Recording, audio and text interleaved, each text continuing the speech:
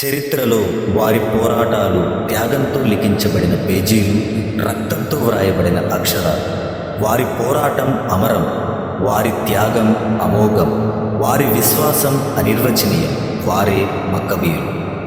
ఈ మక్కబీయుల గురించి ప్రాచీన గ్రీకు సెప్తువంజిత్ బైబిల్ నుండి ఇప్పటి క్యాథలిక్ బైబిల్ వరకు కూడా అనేక ప్రాచీన గ్రంథాలలో లిఖించబడి ఉండటానికి ప్రధాన కారణం వారి యొక్క అనిర్వచనీయమైన అమోఘమైనటువంటి విశ్వాసమే.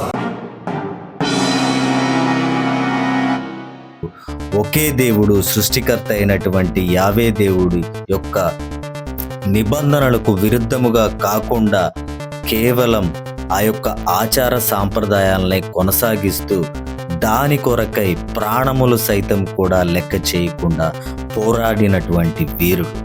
చరిత్ర పుటల్లోకి వెళితే ప్రపంచ విజేత అయిన అలెగ్జాండర్ మరణాంతరము ఆయన రాజ్యము సైన్యాధికారులందరూ కూడా పొందడం జరిగింది. అలా ఒక సైన్యాధికారి కుమారుడే ఆంటియోకస్ రాజు, నాటి సిరియా పాలకుడు, తన సామ్రాజ్యకాంక్షతో తర్వాతి కాలంలో ఈజిప్టును సైతం జయించి మధ్యప్రాచ్యంలో తిరుగులేని నియంతగా తయారయ్యాడు. ఒకే మతం, ఒకే విగ్రహారాధన, ఒకే రాజు, ఒకే చట్టం అనేవి ఇతని నిబంధనలు.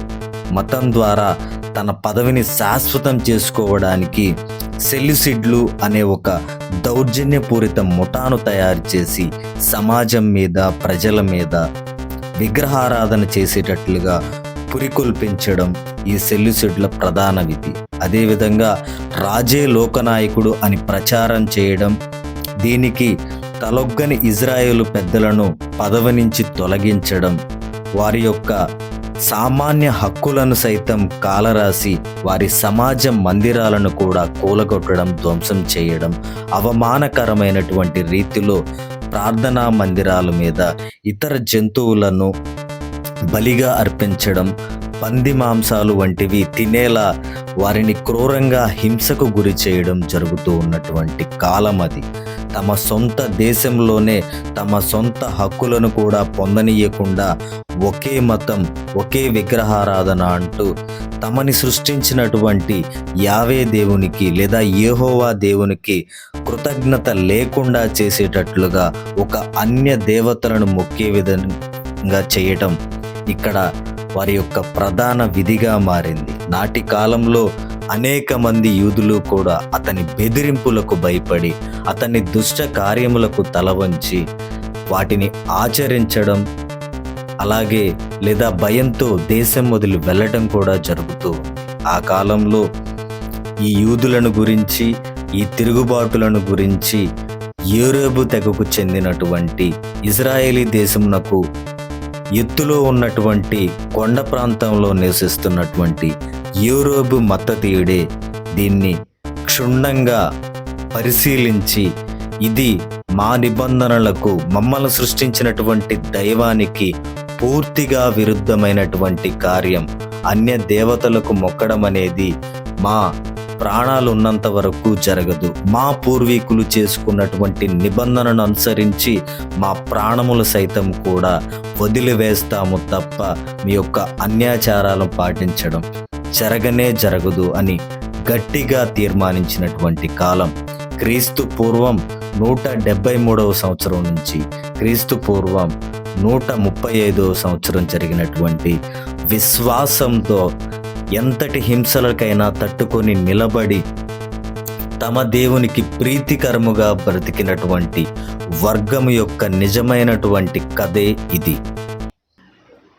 పవిత్ర గ్రంథమైనటువంటి బైబిల్లోని మక్కబీయులు మొదటి గ్రంథము 1వ అధ్యాయము 41-45 వచనాలను ముందుగా మనం చూసుకోవాల్సినటువంటి అవసరం ఉంది.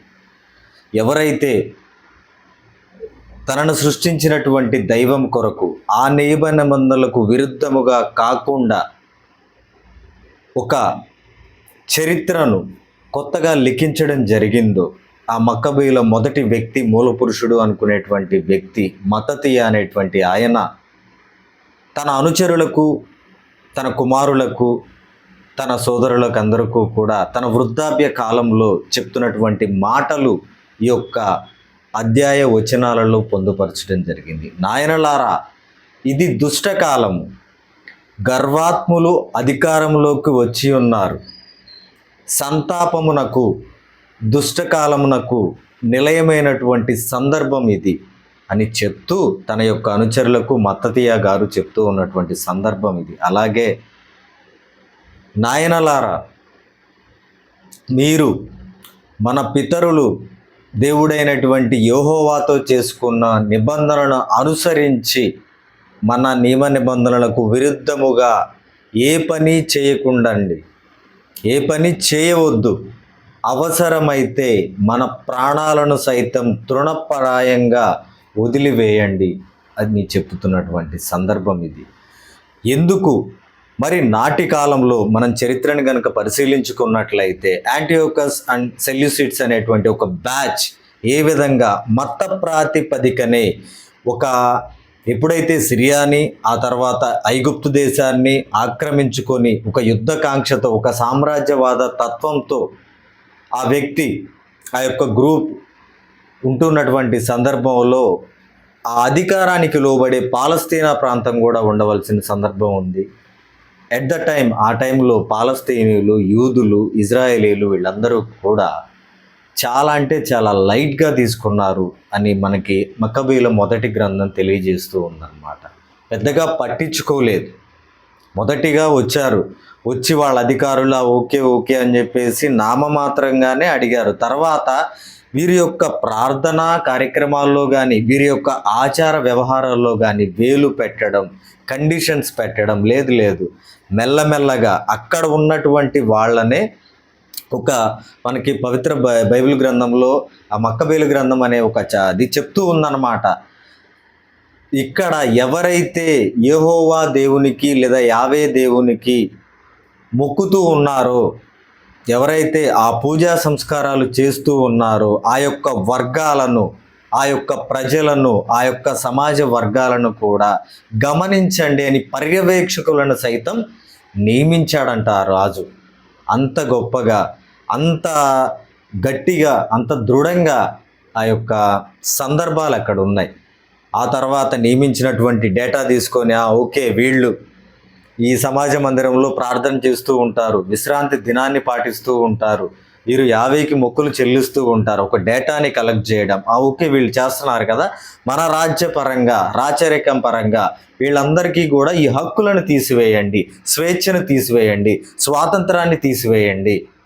కేవలం మనిషి యొక్క ఆధ్యాత్మిక విశ్వాసాన్ని ప్రకటించుకునేటువంటి హక్కు కూడా నాడు లేకుండా చేయడం, విగ్రహారాధనకు పురికొల్పడం యాంటియోకస్ రాజు యొక్క, సెల్యూసిడ్ల యొక్క ముఖ్య ఉద్దేశంగా కనబడుతూ ఉంది. దురదృష్టకరమైనటువంటి నాటి హింసను గుర్తు చేసుకున్నటువంటి సంఘటనలు కూడా ఆ మక్కబేలు గ్రంథంలో ఉన్నాయన్నమాట.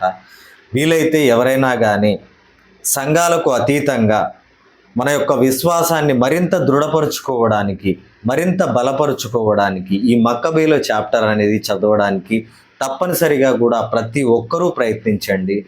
ఎందుకు అనంటే అక్కడ కొండ గుహల్లో విశ్రాంతి దినాన్ని పాటిస్తున్నటువంటి యూదులను సైతం కూడా ఈ యాంటియోకస్ సెల్యూసిడ్లకు సంబంధించినటువంటి సైనికులు ఎన్నోసార్లు వార్నింగ్ ఇవ్వడం, మీరు రండి, బయటికి రండి, ఆ దైవాన్ని వదిలేయండి, మీకు రాజులం మేము, అధికారం మాది, మా అధికారానికి లోబడి మీరు బ్రతకాలి, మీ ఆచార వ్యవహారాలను వదిలేయండి అని చెప్తూ ఉన్నటువంటి సందర్భంలో, ఆ కఠోరమైనటువంటి సందర్భంలో అక్కడ ఉన్నటువంటి విశ్రాంతి దినాన్ని పాటిస్తున్నటువంటి యూదులు నిర్దోషుల రక్తము, ఇది నిర్దోషుల రక్తము, మేము ఏ పాపము చేయలేదు, ఈ చిందించబడినటువంటి నిర్దోషిత్వపు రక్తానికి సాక్ష్యమే ఈ భూమి ఆకాశాలు అనే ఒక గొప్ప వాక్యాన్ని, ఒక త్యాగపూరితమైనటువంటి వాక్యాన్ని నాటి కఠోరమైనటువంటి సంఘటనలు, సందర్భాలని సూచిస్తున్నాయి అనడంలో ఎలాంటి అతిశయోక్తి కూడా లేదు.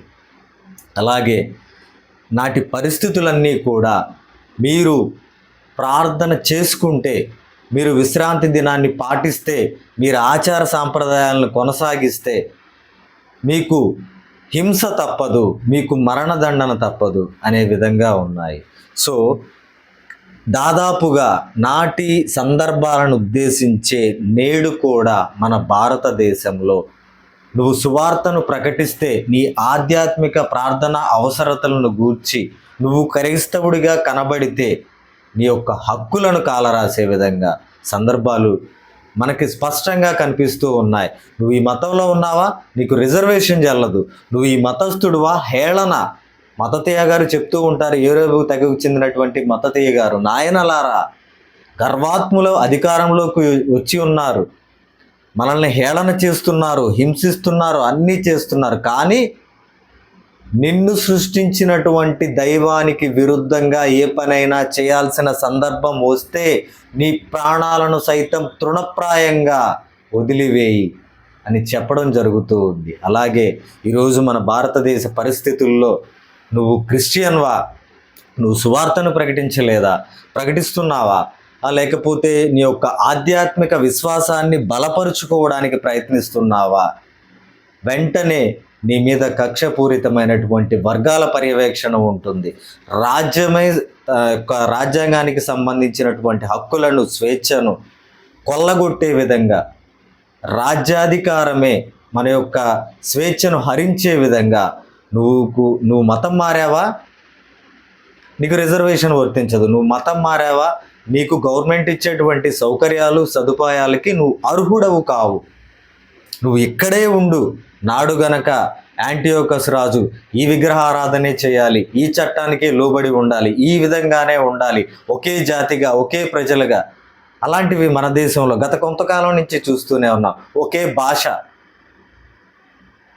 ఆఖరికి ఈ దేశ సొంత భాషలైనటువంటి ద్రావిడ భాషలైనటువంటి వాటికి కూడా విలువ లేకుండా కొంతమంది రాజకీయ నాయకులు హిందీయే జాతీయ భాష అని చెప్పడం, అదే అందరూ నేర్చుకోవాలి అని పట్టుబట్టడం, అంటే స్వాభావికంగా వచ్చేటువంటి మనకి వంశపారపర్యంగా వచ్చేటువంటి భాషలను సైతం కూడా ఒకే జాతి, ఒకే మతం, ఒకే కార్డు అన్నట్టుగా ఒక విధంగా తీసుకెళ్ళడం అనేది బలవంతంగా ఒక మతంలోకి తీసుకోవాలి అనేటువంటి ప్రక్రియ, ఒక మతం వ్యక్తులు వీళ్ళంతా అనేటువంటి ప్రక్రియ. అలాగే చూసుకున్నట్లయితే నాడు స్త్రీలను ఎంత హేళన పరిచారో, ఎంత హింసకు గురి చేశారు. మన మణిపూర్లోనే సాక్షాత్తు రక్షక భటులు అని చెప్పే వాళ్ళ ముసుగులో కూడా వచ్చి అక్కడ క్రైస్తవ కుకీ తెగకు చెందినటువంటి క్రైస్తవ స్త్రీలను సైతం మానభంగాలకు చేయడం, 300 పైగా మనుషులను అడ్రస్ లేకుండా చంపడం,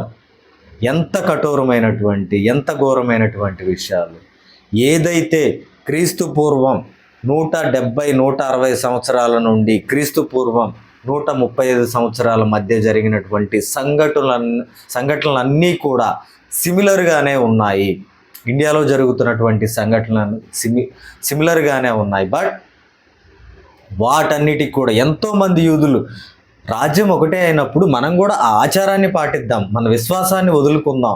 మనకి హింస ఫలితంగా వస్తుందేమో, మరణదండన ఫలితంగా వస్తుందేమో, మరొకటి ఫలితంగా వస్తుందేమో, మన సౌకర్యాలు కోల్పోతున్నాం, మన భూములు కోల్పోతున్నాం, మన ఉద్యోగాలు కోల్పోతున్నాం అని యాంటియోకస్ రాజుకి తల వంచడం జరిగింది. బట్ ఈ మక్కబీలు ఎవరైతే ఉన్నారో తృణప్రాయం, మాకు ప్రాణాలు సైతం కూడా తృణప్రాయం, మేము విశ్వసించినటువంటి యెహోవా దేవునికి లేదా యావే దేవునికి వ్యతిరేకంగా మేము ఏ పాపము చేయము, ఏ పని కూడా తలపెట్టము అని తమ ప్రాణాలను కూడా వదిలేసుకున్నటువంటి సందర్భాలు అనేకమైనవి ఉన్నాయి. ఈ రోజుల్లో మనం గమనించినట్లయితే మణిపూర్ సంఘటన కానివ్వండి, కొంతెత్తి ఇవి మా హక్కులు, రాజ్యాంగపరంగా ఈ భౌతికమైన ప్రాపంచికమైనటువంటి హక్కులను కూడా కాలరాసే విధంగా ఒక మతం మీద ఒక్కొక్కటి అణిచివేస్తూ, నిర్మూలిస్తూ, మత విశ్వాసాన్ని కూడా నిర్మూలిస్తున్నటువంటి సందర్భాలు ఉన్నాయి. రాజకీయ నాయకులు సైతమే ఐఎమ్ అన్ అపాలజెటిక్ అని చెప్పడం, లేకపోతే రకరకాలుగా చెప్పడం, గొంతు నొక్కడం, చంపడం, ఇవన్నీ కూడా చూస్తూనే ఉన్నాయి. కాబట్టి డియర్ బ్రదర్స్ అండ్ సిస్టర్స్, మనందరం గమనించాల్సిన విషయం ఏంటి అని అంటే, నాడు ఏ విధంగా మత విశ్వాసాన్ని కాలరాయాలనే యాంటియోకస్ రాజు ప్రయత్నాన్ని మక్కబీయులు తమ యొక్క విశ్వాసంతో ప్రాణాలు సైతం అర్పించడానికి సిద్ధపడినటువంటి ఒక కఠోరమైనటువంటి బలీయమైనటువంటి విశ్వాసం ప్రతి ఒక్కరిలో కూడా ఉండాలి. అయితే ఇప్పుడు ఇక్కడ ఆ తర్వాత ఏం జరిగింది, వాళ్ళ విశ్వాసానికి ఇంకా కోకొల్లలు. ఒక తల్లి తన బిడ్డలను ఏ విధంగా త్యాగపూరితంగా అర్పించేసింది, వాళ్ళ ప్రాణాలు కూడా. తన కొడుకులు చనిపోతూ ఉంటే నెక్స్ట్ ఎపిసోడ్లో దీని గురించి తప్పక డిస్కస్ చేసుకుందాం. తన కొడుకులు, వయసుకు వచ్చినటువంటి కొడుకులు చనిపోతూ ఉన్నటువంటి సందర్భంలో ఒక కొడుకు మరణించిన తర్వాత ఆ మక్కబీల తల్లి అంటూ ఉంటుంది మరొక వ్యక్తిని గురించి. ఆ రాజు ప్రతినిధి అంటాడు, ఇదిగో నీ కుమారులు వరుస పెట్టి చనిపోతూ ఉన్నారు, మరి ఇప్పటికైనా ఆ పంది మాంసాన్నో లేదా అశుద్ధాన్నో లేకపోతే మరొక దాన్నో భుజించు.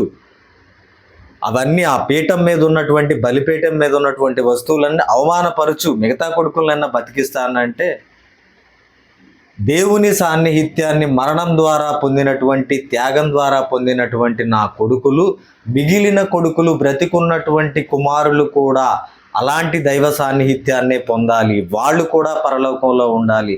నేనెందుకు అన్యదేవతలకు విగ్రహారాధన చేస్తాను, నేనెందుకు నీ చట్టాలకు తల ఉంచి నా దేవునికి అవమానకరంగా నేను బ్రతుకుతాను. నా చనిపోయినటువంటి కుమారులకు వచ్చినటువంటి దైవికమైనటువంటి పరలోక రాజ్యమే బ్రతికున్నటువంటి కుమారులకు కూడా కావాలి అని ఆ తల్లి గట్టిగా చెప్పడం జరుగుతుంది. సో కాబట్టి డియర్ బ్రదర్స్ అండ్ సిస్టర్స్, హింస అనేది ఇన్స్టిట్యూషనల్గా నియంత్రణ, నిర్మూలించడం అనేది ఈ దేశంలో ప్రారంభమైంది. బట్ ఎప్పటికప్పుడు జాగరూకతతో, కలిసిమెలిసి ఐకమత్యంతో ముందుకు వెళ్ళాల్సినటువంటి సందర్భాలన్నీ కూడా మన ముందు ఉన్నాయి. ఇవన్నీ కూడా తప్పనిసరి. కాబట్టి ఇలాంటి జాగ్రత్తలు, దైవ ఆశీర్వాదాలు పొందుకొని మరింత బలంగా, మరింత దృఢంగా మక్కబీయుల యొక్క విశ్వాసాన్నే మనం కూడా ఒక ఇదిగా తీసుకొని, ప్రోత్సాహకరంగా తీసుకొని ముందుకు వెళ్ళాలని మనస్ఫూర్తిగా కోరుకుంటూ థ్యాంక్ యూ.